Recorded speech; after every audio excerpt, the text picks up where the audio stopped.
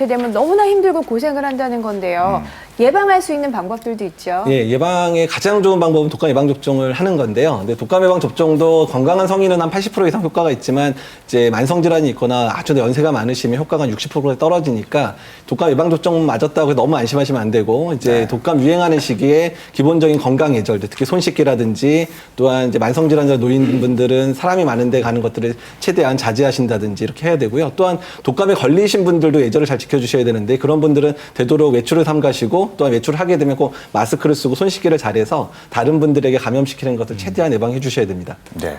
여기서 이제 그 핵심적인 것은 면역력인 것 같거든요. 그 한방에서는 면역력을 위해서 어떤 것들을 권하고 계신가요? 예, 맞습니다. 결국은 같은 바이러스에 노출이 돼도 누구는 감기를 심하게 앓고 누구는 가볍게 넘어가요. 개인의 면역력의 차이거든요. 이런 개인의 면역력을 정기라 그래서 정기가 안에 있으면은 외부의 나쁜 기운이 들어오지 못한다라고 하는 우리 몸의 방어막이라고 보고 있는데 이런 면역력을 강화하기 위해서 권장하고 있는 게 먼저 사기조신 염담허무라 그래서 사계절의 변화, 자연에 순응하는 삶을 살고 스트레스를 줄이고 또 의식동원이라 그래서 건강한 식생활을 하고 또 도인안교라고 해서 꾸준히 건강한 활동을 하라는 거예요.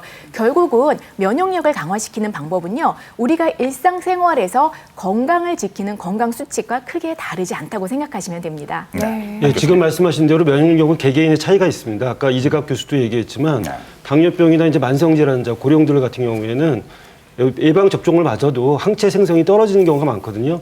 이전에 제가 연구했던 결과에 의하면 신종플루 갖고 연구를 했었는데요. 당뇨병 환자들이 보통 사람들은 30% 정도 항체가 생성된다고 그러면 14%뿐이 항체가 생성이 안 되는 거예요. 그래서 결국 이제 이런 만성 질환자들, 특히 이런 당뇨병 같은 환자들은 면역력이 떨어져 있으니까 1년에 한 번은 이제 이런 인플루엔자가 유행하면은 백신을 맞아야 되고 또 폐렴 접종도 해야 되고 최근에 이제 대상포진 같은 경우도 면역력이 약한 사람들한테 많이 오기 때문에 예방 접종이 필요합니다.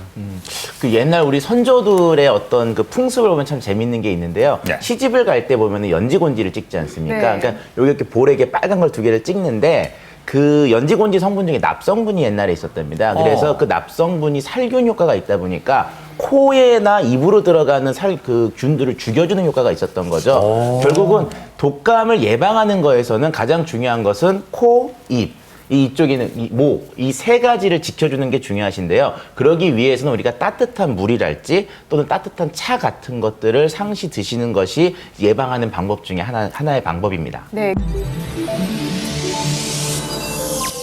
KBS